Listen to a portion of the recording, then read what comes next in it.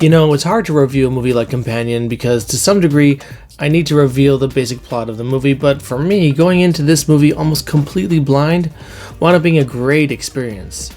There's a lot of ways this movie could have gone that would be fairly predictable, and maybe even good, but this movie really takes a lot of turns to keep it fresh and surprising.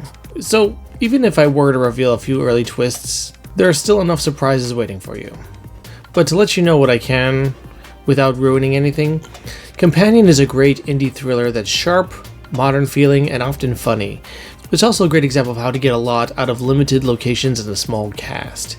It's got a lot going for it, and I feel there's an audience for this if they can find it.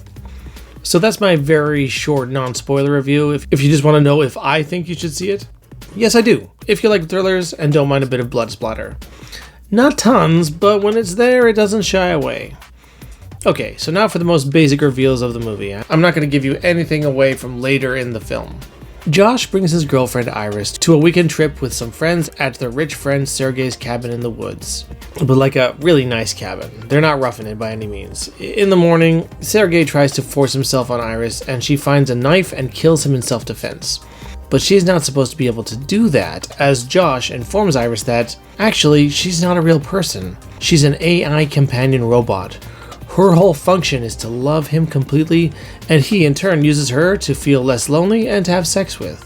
So now she struggles understanding her identity and what she's supposed to do from here, since yeah, she just killed a guy and will probably be disassembled for it.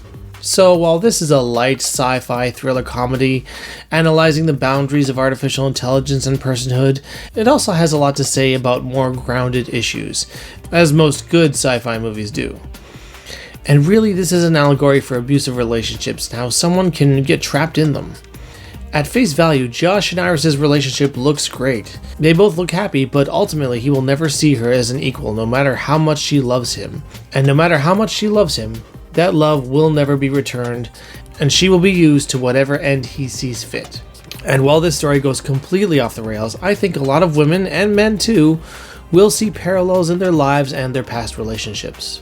But the deeper, self-reflective stuff is the cake, while everything else is the delicious, well-decorated icing. It's a good-looking film, shot with style and sophistication, and the acting is all on point. But really, the superstar of the movie is that screenplay, which just dances the dance between expectations and surprises, laughs and thrills, and characters that are likable, yet sinister. When you're given a script that's good, it can be hard to mess it up. Not impossible, I'm sure, but writer-director Drew Hancock has been working in the field for years as a television director, so this is his first feature film. Fortunately, he plays a strong hand. At this point, he knows what he's doing and he just needs that big break to upgrade to the next level. If not this film, maybe the next. He can play around in the indie space and really carve out a solid filmography before even touching a big blockbuster, if he even wants to. Indie auteur is actually a pretty sweet place to be. Personally, I hope this movie does really well, and he has the freedom to take his career wherever he wants. And since Companion is such a great calling card of what he's able to deliver, I look forward to seeing his next project. Sophie Thatcher swings strong with a terrific lead performance as Iris. She's got a lot of parameters, so to speak, that she needs to adhere to for her performance. As the story moves along, the parameters change, like she learns more about herself and her programming, and she can take charge of it at points of the story. She does a great job, and similarly, Jack Quaid, best known perhaps for his role in Star Trek Lower Decks, takes a dramatic turn. And his performance transforms as the movie goes along and the situation spirals out of control. The less control he has, the more we see his true colors, again, mirroring abusive relationships. Anyway, let's call it a solid 4 stars. Not a masterpiece, but a tight, well-executed little thriller that should please fans of the genre and have some crossover appeal to a broader movie audience as well. Be sure to check it out. I realize that I've missed the window of opportunity for this film, that it's just starting to leave the box office.